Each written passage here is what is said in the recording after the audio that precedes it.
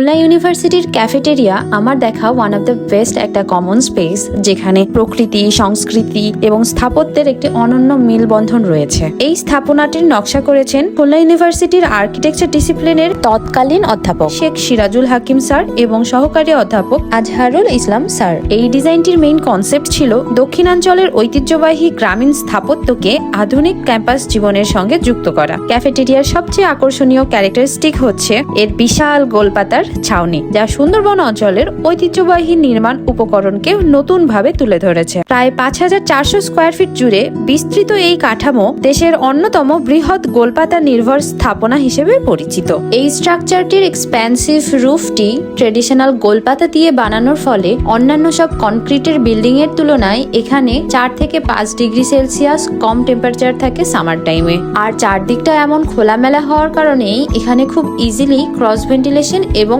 Delight access পায়। এটি আমাদের মনে করিয়ে দেয় লোকাল ম্যাটেরিয়ালস, সংস্কৃতি ও প্রকৃতির সমন্বয়ে তৈরি হতে পারে এক অনন্য স্থাপত্য নিদর্শন।